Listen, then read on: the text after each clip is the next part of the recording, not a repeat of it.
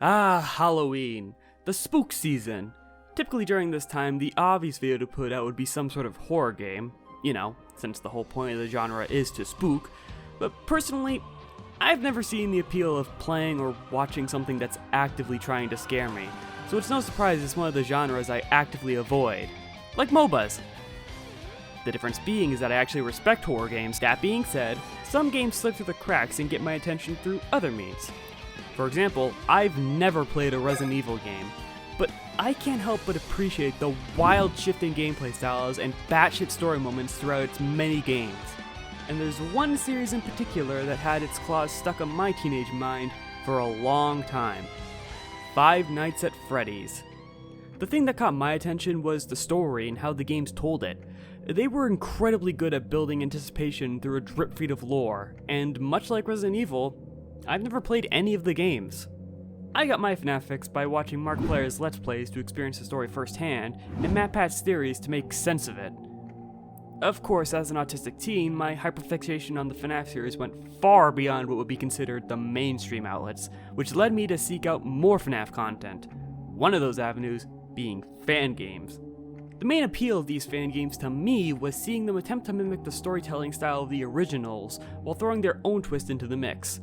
But for today's topic, I want to highlight a game that took a look at the first three games and thought, what if I took the weirdest and most unlikely path for a fan game of a horror series intended for younger audiences?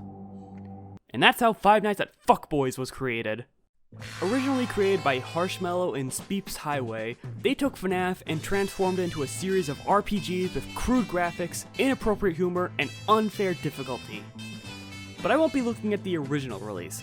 Instead, I'll be playing on the Complete Collection, developed by Rain CC, which remakes the original trilogy, updates the overall look, and includes bonus content. So what are these games even about? Well, it's pretty simple.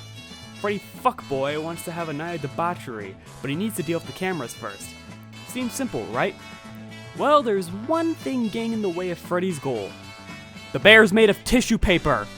This is ultimately the weakest aspect of these games. Since the various Fazbear locations were not designed to be RPG worlds, you're forced to grind in order to progress, which unless you get lucky and encounter a metal enemy and manage to kill it, there's going to be a lot of going forward and back, and then forward and back, and then go forward and back, then put 1 foot forward! This hurts the gameplay experience, but let's be real, you're not playing this game for the gameplay, you're playing it for the humor, which leads to another sour point.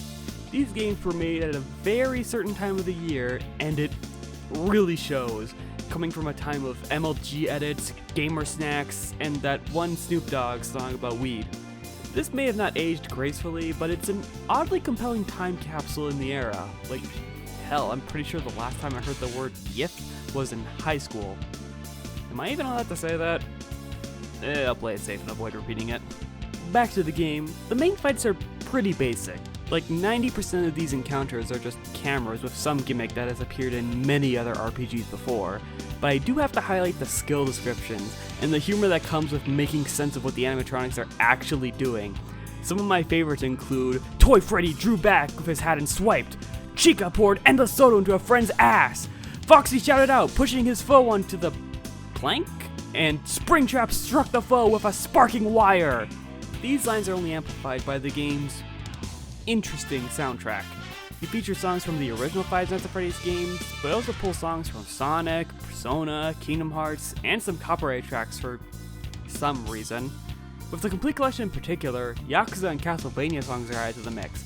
And to really hammer this in, from this point on, I will only use songs that this game uses for the entire video. Just don't expect me to use Virtual Star and Brawlology, because these games use it way too much! Speaking of music, a greatly appreciated feature the Complete Collection adds is the Jukebox, which allows you to swap between the default or alternate battle music. If you're streaming or recording a Let's Play, do yourself a favor and use the alternate music, as it replaces most of the copyrighted songs. You can also change the overall music to one of 4 options, which is great because the default music is the respective game's ambiance, which gets old fast. If you're not familiar with any of these songs, I recommend Opus 13. It's nice and catchy without distracting you from the dialogue. Crystal Teardrops is also a good alternative if you happen to get tired of Opus 13. But enough about my general thoughts. Let's talk about the specifics of each game in the trilogy. By the way, if you want to give these games a try, I highly recommend you stop watching this video and play through the games yourself, as I'll be mentioning the best moments from each individual game. And those moments are best experienced blind. Don't worry, I'll put a down link in the description. Starting off naturally with Five Nights at Fuckboys.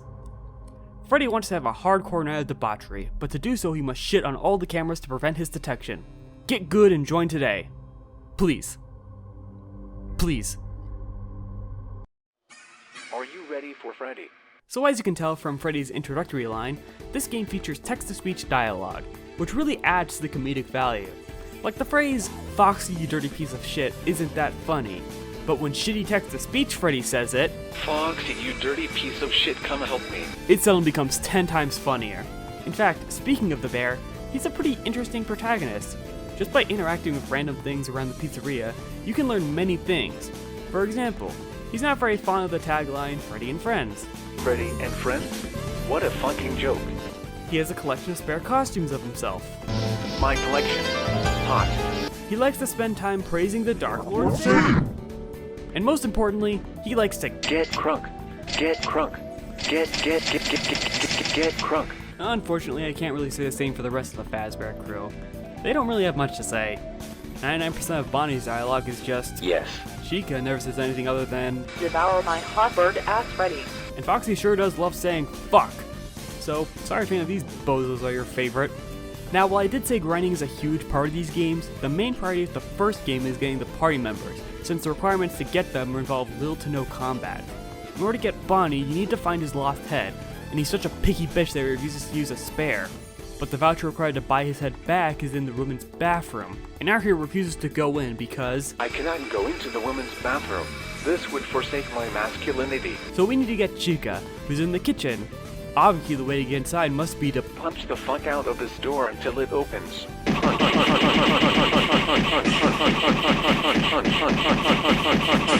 Punch. Okay, this isn't working. So instead we do the crazy strategy of unlocking the door with the kitchen key and telling her, "Chica, you nasty fuck, get out of the oven, that's inappropriate."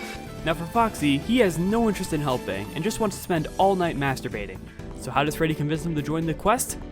He burns Pirate Cove to the ground! The Pirate Cove. Which I guess Foxy is cool with because he joins without saying a word. By the way, every character has a unique passive to give their character an X factor. Freddy's immune to stats effects. Bonnie has a chance to counterattacks targeting him. Chica regenerates health, and Foxy has high speed. That last one might seem like a cop-out, but even without a proper passive, he's still the best character in the game, so he'll be just fine. Now with Freddy and the crew assembled, it's time to take on the many cameras in the pizzeria. But the default equipment blows, and we should probably get some proper upgrades. But who the fuck would sell gear in this place? Well, it's none other than Balloon Boy, or as Freddy refers to him as, "Inhale my dong enragement child." He has 5 party hats set up in different areas, and defeating them replaces them with Balloon Boy, upgrading his selection of items. So with all the necessary prep work done, we can finally take the fight to the cameras for real. And this showcases the primary weakness of this entry, since you can get all 4 party members before even thinking about engage the camera, motherfucker. At least this being the easiest game of the Five Nights at Fuckboys trilogy. Every camera has some sort of gimmick, but your power snowballs so hard that most of the time, the gimmick barely matters, and you're probably not going to die at all. But in the event that you do, have no fear, Cranky Kong has some advice. One of the only times the game shakes things up is with the appearance of the puppet, which for those of you that have played the original versions, has had a major rework. Originally, after beating the first few cameras, the puppet would spawn in, functioning similarly to their FNAF 2 appearance. If you failed to reset the timer, you would be thrust into a stupidly difficult fight. This was quite frankly more annoying than anything else, encouraging more grinding since the timer is active in both the overworld and battles, so trying to challenge yourself by fighting tougher cameras was either a death sentence or unnecessarily stressful. The complete collection treats Puppet as a force encounter, giving you about 6 minutes to repair with no way to reset the timer. And this is way more fun. You can either try to take down extra cameras or gun it straight for the fight as soon as possible. And the best part is, if you're too weak to take it out, you won't get a game over. That being said, I highly prefer the original music's choice for this fight. Like, no hate to Arch Nemesis or Terra's PTSD, Oh shit. But I love how the original used those chosen by the planet.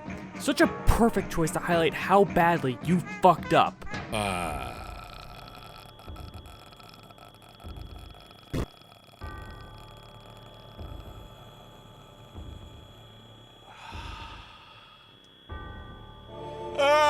Then again, it doesn't really fit with this updated version, and it appears in the credits, so I might have missed something.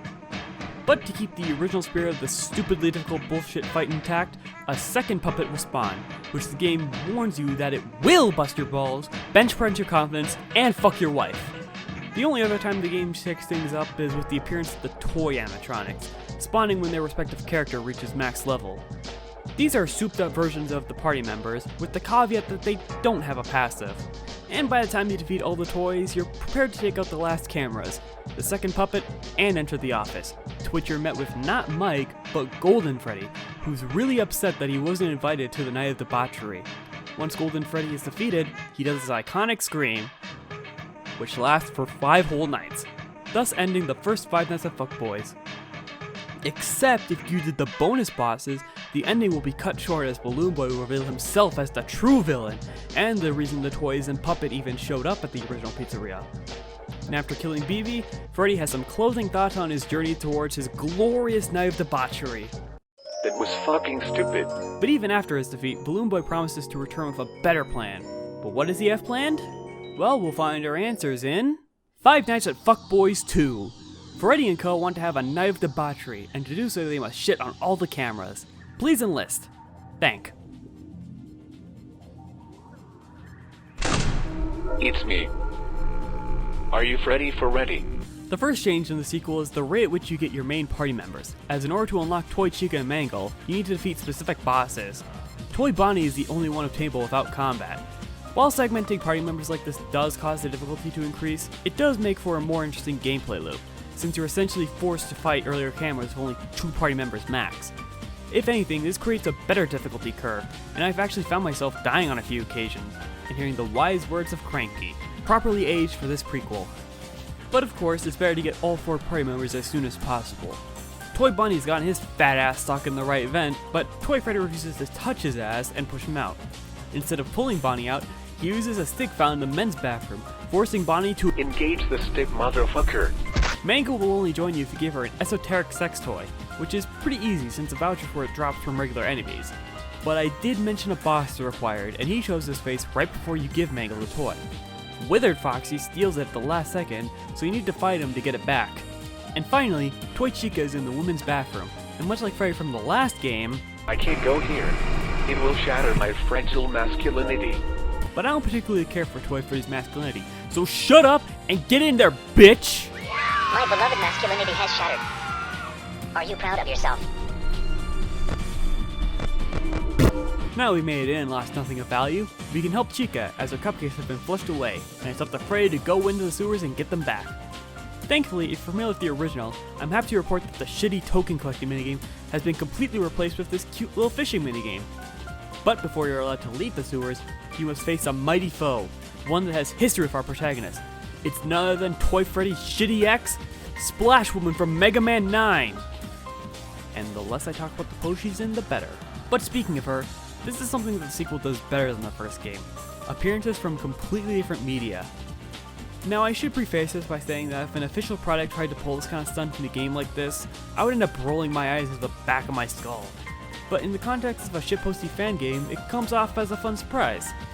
It's never where the first game struggles, as the shock value comes entirely from the writing and soundtrack. But here in the sequel, there's the aforementioned Splash Woman, Val from the Mega Man X series makes a sudden appearance in the post-credit scene, and most wild, after collecting cassette tapes that suddenly appear throughout the pizzeria, Toy Freddy must fight Tupac in order to become a rap god. Man, that sounded excessively white. But that's not to say that this entry relies on this alone to stand out, as the gimmicks with the cameras have some fun highlights. There's a camera that just sucks at fighting, one camera is equipped with a gun, and the final camera in the office is a trap that halfway through its battle, fakes a glitch that sends you back to the collection's main menu, and once you escape it by going down past the exit option, you end up fighting in the camera dimension against a bunch of cameras combined into Goku Silhouette. Yes, that last bit does include outside media, but it's not the main draw, okay? But if you know anything about FNAF 2, you're probably wondering how the withered animatronics factor into this game.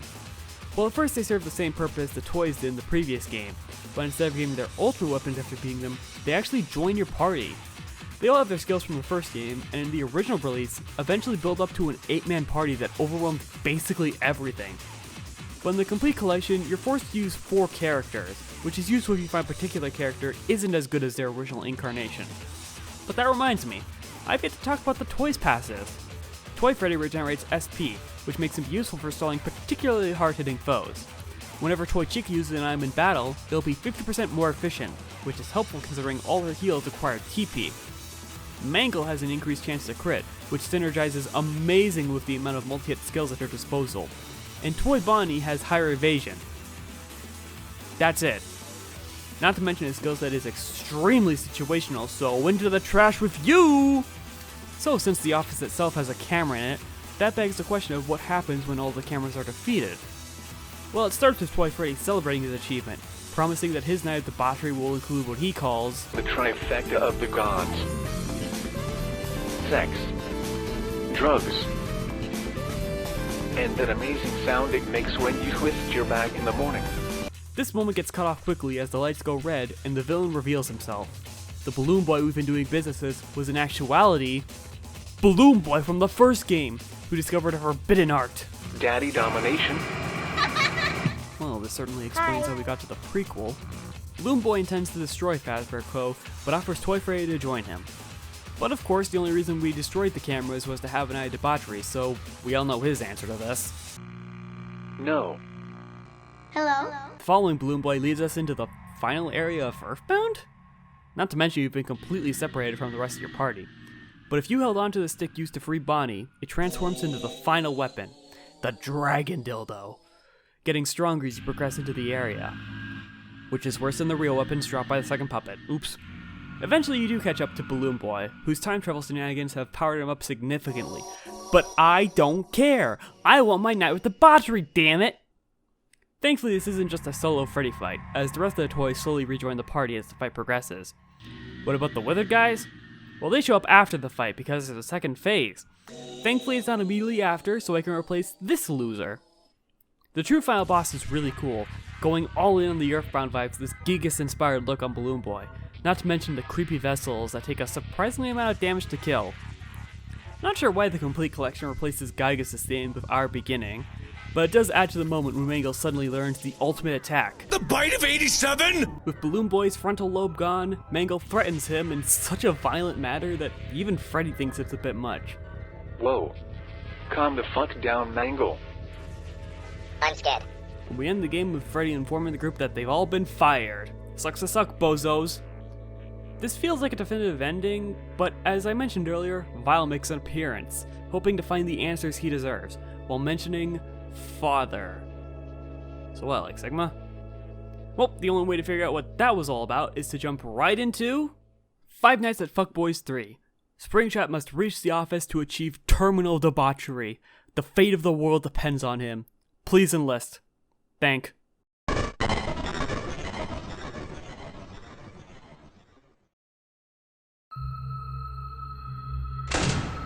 Are you ready for Not Freddy? Ah, fuck, he's British. Now, right off the bat, I have to mention what makes this final game in the trilogy stick out. It takes the standard Five Nights at Fuckboys formula and flips it on its head. The goal is no longer destroying all cameras. Instead, the office is locked behind 5 locks, which get destroyed when you defeat the respective Phantom animatronic. Since they are the main bosses, that means Springtrap is the only party member. But how does this game balance things in your favor when you're running a solo team?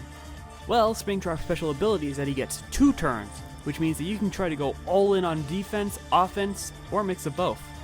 Not only that, but he learns an absolute shitload of skills, and certain pieces of gear have been replaced with 2 accessory slots, the effects ranging from regenerating HP or SP, automatically setting up buffs, or even allowing Springtrap to counterattack.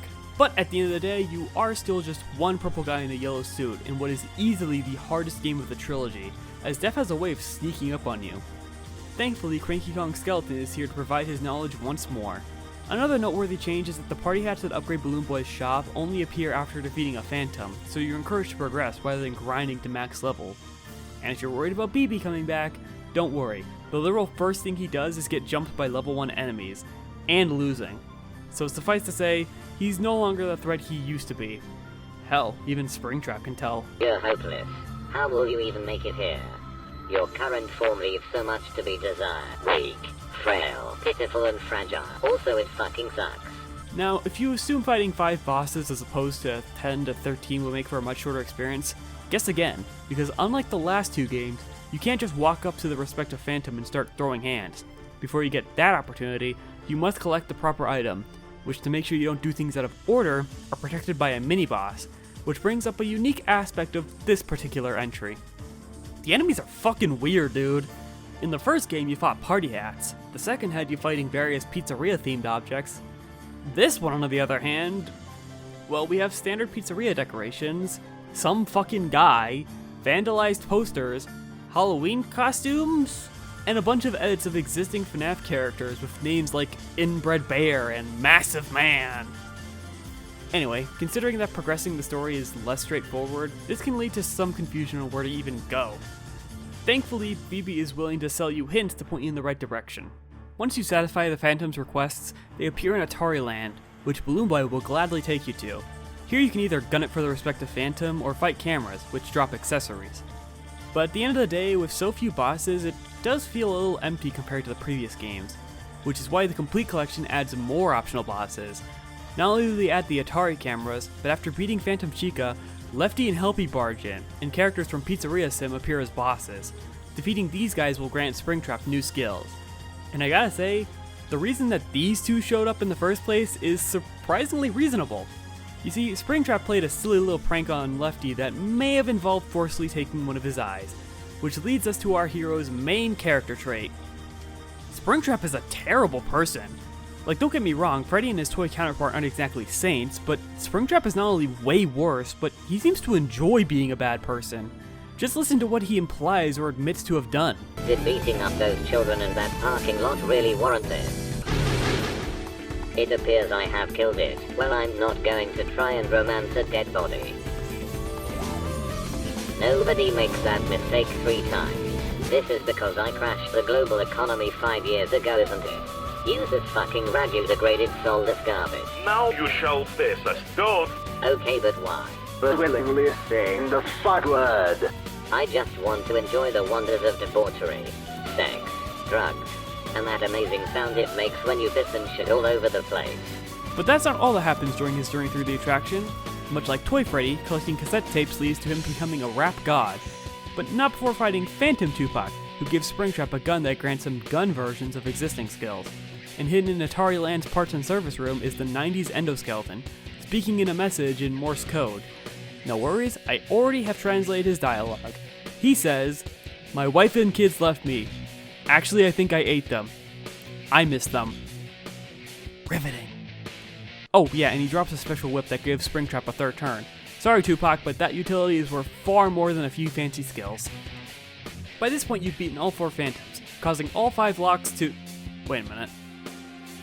Something's not adding up. Well, we could scour the rest of the attraction for the last dude guarding the lock, but Springtrap decides he might as well just go for the vents and unlock the office door from the inside. Why didn't he do this immediately? Don't ask stupid questions. Okay, well, there's actually a pretty good reason why. The vent leading to the office has some security blocking the way. In the original, there's just some random machine representing the security system, but in Complete Collection, it's replaced by Ennard from Sister Location. Why are they here? Well, it's because this is their below minimum wage job to support their kids. Duh. Honestly, this sequence is pretty sick. The fight gets interrupted via Springtrap getting blown back further into the vent, or chased out by a fire, requiring you to go into the other vents to turn the sprinklers on. It makes for a fairly memorable encounter. And now, with the office unlocked, it's time for Springtrap to dramatically walk throughout the halls. But this isn't the heroic moment you might be expecting, because as you get closer to the office, the game reveals that all this time, Springtrap was actually the villain, working with BB to bring him back to his former glory, starting with hijacking this game from Freddy. Are you ready for not Freddy? Which in hindsight should have been obvious considering he's kind of got Afton inside of him. And now that he's entered the office, he takes BB's I should use proper slang. He takes BB's swag and sets up a new security system. thus ending Act 1. And now, nobody can stop him. Nobody except Golden Freddy, who partakes in what is the most insane sequence in the whole trilogy. He barges in, gets a warning call from a character that comes from the game that predates the original FNAF game, proceeds to get his ass kicked by the first camera, and when all hope seems lost, he summons his persona, Shadow Freddy. And if you think I'm bullshitting you about that persona part, not only does Burn My Dread play during the summoning, but the skill used to resummon Shadow Freddy is called Shadow Evoker, and most damning, once summoned, Shadow Freddy literally says, "I am thou, thou art I, from the sea of thy soul I come." So yeah, as you can see from the footage, Golden Freddy's special trait is his summoning ability, which is the other way this entry balances combat with a single party member in mind. The stronger the summon, the more TP is consumed, and the fewer turns they remain active for. This does sound kind of annoying to deal with during random encounters, and that's why they're completely disabled. Every camera boosts Golden Freddy level and automatically upgrades his gear, making Act 2 a big ol' boss rush. Now if the boss rush angle we're going with, something needs to break up the gameplay, and that's where these flashback sequences come in. And as it turns out, Springtrap was always a piece of shit before he got infected with the purple disease, considering how he planned a night of debauchery to shake up the monotony of standing around Fredbear Diner's show stage, and didn't invite his show stage partner, Golden Freddy, even though he asked so politely. This betrayal causes things to get heated between the two that causes them both to end up fired. And needless to say, this event has quite an impact on Golden Freddy. What else is here? Golden Freddy could become a rap god, but since Springtrap already fought Tupac, Golden Freddy fights Biggie Smalls instead? Yeah, that seems like a sign to start talking about the finale. With all but the final camera defeated, we take a slow, epic walk towards the final camera, who sounds like Duke Nukem for some reason. Just in time. Before engaging, Golden Freddy takes Cranky's advice, getting good, equipping sunglasses, gaining the double turn trait, and revealing the ultimate weapon, the Hydra Dildo. And this camera is not messing around, as it too has sunglasses, is dual-wielding guns, and has backup in the form of balloons, and cameras from the last two games. And once you enter the office itself, Golden Freddy reveals his motivation for stopping Springtrap. And it's entirely personal, completely ignoring BB's motives. To cement this climactic battle, the game automatically summons the strongest party members in the campaign. One thing that the original game does better is letting Springtrap set the building on fire before BB dips, implying that the situation was getting too dangerous for him. In the Complete Collection, the order is reversed. You can completely ignore BB and he'll still act like his life is in jeopardy. But either way, this moment is raw as shit. I mean, Springtrap making sure that if he can't get out of the situation alive, then neither can Golden Freddy. Hell, his sprite will change to reflect the fire burning away his suit. But, no matter how much damage you put out, there will be no winners, as right before you can deal the final blow, the flames become too strong and engulf both animatronics. And the game ends with the newspaper article announcing Fazbear's fright burning to the ground, just like in the original FNAF 3. All in all, this game is surprising. By the halfway point, it makes a genuine attempt at telling an entertaining story without sacrificing the game's comedic style, and in my opinion, it achieves just that. But despite feeling fulfilled with this ending, it's clear that there's still some loose ends that need addressing. Like, what's BB gonna do after abandoning his plan? And despite being in 2's post-credits scene, Viola is nowhere to be seen. Well, we continue the story in the bonus campaigns, starting with the After Story. So fun fact, in the original version of Five Nights at Fuckboys 1, Golden Freddy was actually impossible to beat on the hardest difficulty, and this campaign was unlocked by transferring a save from before this fight into the sequel. So once the entire party eats shit, Freddy is the only one who manages to escape, and before he can figure out what to do, BB rolls into the lobby with the DeLorean, inviting Freddy to tag along, time traveling sometime before the start of Five Nights at Fuckboys 2. Here we meet Mangle before she got the Mangle name, an 80s era BB, and he really wants to open the presents in Kid's Cove, but Toy Freddy has established that These presents can only be opened by the Lord Michael. Jackson. Who suddenly appears before the animatronics to claim his gifts, and for some reason we do battle with him. Once he, as the game puts it, beats it, Freddy fucks off to experience the joys of Vaporwave, BB kills his younger counterpart and sets his evil plans into motion, and Toy Freddy steps in to point out how fucked the timeline has become. From a gameplay standpoint, Vaporland sucks balls, as it's practically just a hallway, but it more than makes up for it visually, because Vaporwave has a killer aesthetic, not to mention the great battle theme. Oh shit.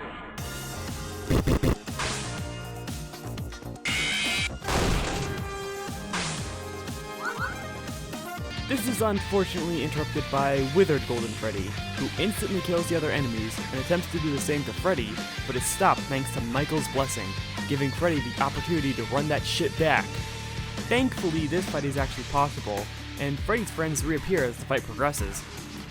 Once Freddy gets his well-deserved victory, him and his party gain Cranky's blessing, aka a pair of sunglasses, and Freddy is feeling very accomplished and wants to head home, but without BB, they have no way of getting back to the 90s. Which I bring up exclusively because it's one of 2 moments in the entire game where Chica says something different for once. Fuck. Good news, BB shows up immediately. Bad news, he has no interest in helping. But Freddy has never been one to let anyone stop him from getting his way, so the whole group break into the car, which fucks the coordinates, and when Bonnie tries to take the wheel, we end up in the credits of Five Nights at Fuckboys 2, which unfortunately gives BB the chance to run away. And if you're interested in how Freddy feels about this, Shit, fuck, inhale, I can't move during the credit sequence, you dirty little shit, inhale, fuck, shit. well, needless to say, he's pretty upset about that. Once the credits roll, Freddy notices the Five Nights at Fuckboys 2 gang, and decides that he needs to establish dominance, and starts the unwinnable battle that should have triggered after Five Nights at Fuckboys 2's actual credits, but I guess I screwed something up and missed it? Anyways, we're on the side of the winner, so this is going to be a piece of cake. Wait, what do you mean I have to fight all 8 of them? Oh no. So now that the unwinnable battle has concluded, Freddy notifies them that BB is very much still alive, and they all head to his palace. There's random encounters here, but there's no real reason to engage with them unless you really need the tokens. And even then, it's probably not a good idea since the party is split into 4 groups. Thankfully, only one party needs to reach BB, as the others will appear. BB wastes no time in showcasing his power, as he transforms into an obvious Final Fantasy VII model with BB assets photoshopped on. The fight against Bizarro Balloon Boy consists of 3 phases, one for each variant of the main animatronics, which means I'm forced against my will to use Toy Bonnie. Damn it! This isn't Balloon Boy's final form though, it's actually... Okay, it's a one-winged angel form, with the titular song included, both the Sephiroth lyric replaced with... This fight is split into 4 phases, one for each of the main animatronics, which means that one of the phases you only have support units, which collectively have 1 attacking skill. That's only shared between 2 of them. Toy Chica is very aware of how much this blows, so she leaves the battle, grabs Toy Freddy, and takes him to her phase so that this party has at least 1 guy that can do damage. Once the Freddys deal the final blow, the gang all return to their proper time period, all in this corny-ass credit sequence, leaving us with 2 more campaigns, the next one up being... The Prelude. Seemingly starting way before Five Nights at Fuckboys 2, Toy Freddy is seen bringing his son, Vile, to this mountain, preparing a dark ritual to send him to the distant past. Why? Give me a few minutes, trust me. In order to do this, Toy Freddy must activate 4 sigils, all separated by a puzzle. One is a Pokemon Ice Cave puzzle, one is a button combo, one is lighting up tiles, and one is blocked by a 1000-year door quiz sequence. Once the puzzle is solved, Freddy must activate the sigil head by engaging in a dating sequence? What? To be honest, this gameplay loop is pretty damn lame. All you do is find whichever romance option does the most damage while minimizing your own, and if you're stupid and go right early, you're left with a pretty negative impression. And no, Toy Freddy pointing out how much that fight blows doesn't justify how much it blows. When you activate all of them, the game gives you the option to fight them in normal combat, but to be frank, I really don't care, so I'm gonna send Vile away now. And with that, the prelude is... over? What? Oh, it continues in the Vile scenario in Five Nights at Fuckboys 1. Let's go do that quickly. So, yeah, Vile is an incredibly strong character. His passive is Dick Too Big, which means he has 2 turns, counterattack, and immunity to all status effects.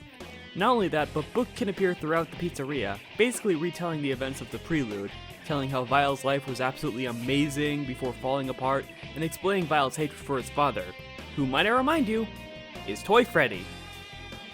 Inside the office is not Golden Freddy, but instead 3 memories that do battle with Vile.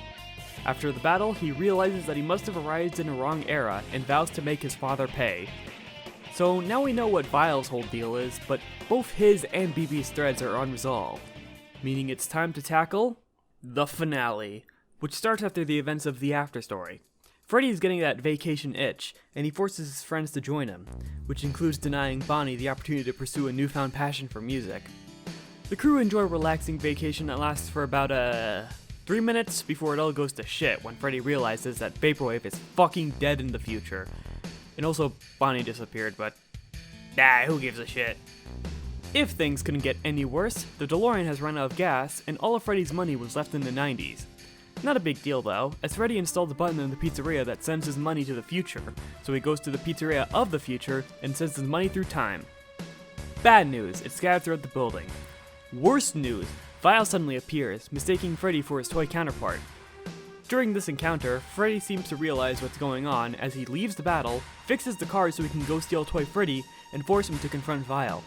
Unsurprisingly, he is not built for fatherhood, and letting Vile be raised by this universe's Splash Woman doesn't sound like the brightest idea. You know, assuming that's who Toy Freddy is talking about. Wouldn't surprise me if he has a knack for romancing terrible people. After his defeat, a familiar laugh comes from the office. Inside is Balloon Boy, attempting to finish the ritual without Springtrap, and so far it's getting close to working as BB is immune to all attacks. In order to make him vulnerable again, 2 generators must be destroyed, one in the past and one in the future. But both of them are locked behind a dungeon, and this is where this campaign's gimmick lies. At this point, your party will consist of Freddy, Toy Freddy, Chica, and Foxy, but you can find more party members in the dungeons, or by checking certain areas of the pizzeria. For example, Bonnie can be found by getting the business card and taking it to Toy Freddy at the entrance, traveling to the 70s to see that Bonnie has become a hit music sensation, by blatantly ripping off established artists before they got the chance. You can return to the office in the 90s and finally invite Golden Freddy to your night of debauchery, and Vile's desecrated corpse will join the party after clearing the first dungeon. So basically a Zack 8 appearance, but not only are party members in the dungeons, but so are skill cards, which grant a specific character a 5th skill. Some of these are pretty nuts. She can give a specific party member an auto-revive, Foxy can increase the crit rate of a party member at the risk of draining their life, and Vile gets a multi-hit move that will always inflict blind, poison, and paralysis. Now, while I enjoy these dungeons enough, they have their fair share of neat puzzles, but what I don't like is the random bullshit I need to do before this, as the game forces you to do these random tasks before fighting the 3 main animatronics. This kills the pace of the campaign, considering it's supposed to be the finale. Another sour spot for me is the random encounters.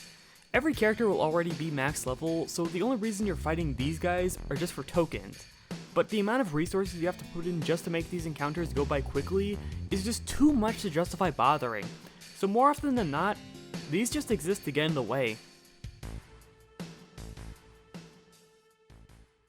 And that about does it for the dungeons. After destroying the generators guarded by Shadow Freddy and Dreadbear? From Help Wanted's DLC? Need I suppose? It's time for the final boss fight against BB. And one thing to bring up is that Freddy is motivated not by his hatred of BB or his desire to protect his home, but for the sake of the universe. It's a shocking development for an extremely selfish character, suddenly being motivated by a selfless reason, reinforced by his choice to pursue BB alone after beating both phases, the second of which is extremely triangular for some reason. As Freddy goes forth, his toy version takes the others to someone who can erase their memories of Freddy, in case he doesn't come back from the final fight alive. So, what, an engineer or technician or... Nominee? What the fuck? So, yeah, in a shocking twist, a character in the Five Nights at Fuckboys games does something that makes sense with their source material? Back to Freddy. He catches up to BB, fully revived and harnessing the spirits of BBs from alternate timelines, not only making him the strongest he's ever been, but also discovering a particular universe in the process. The normal FNAF universe. If he manages to cross over there, he will be unstoppable. But Freddy isn't gonna have any of that bullshit. I'll fucking kill you if it's the last thing I do. I might not live to see a better day, but I'll at least take solace in the fact that you won't either. Inhale my fucking dome. No matter how hard BB tries, Freddy continues to hold on, again and again and again.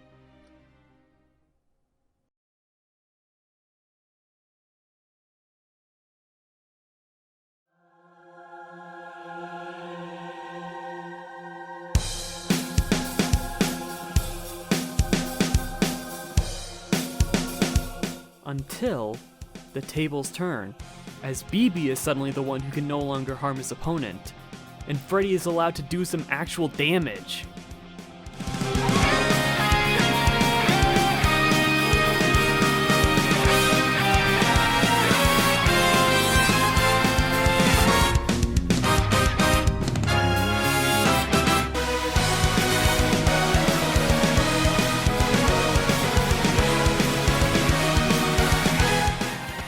Final encounter is capped off as Freddy unleashes the final blow, Savior's Inhale.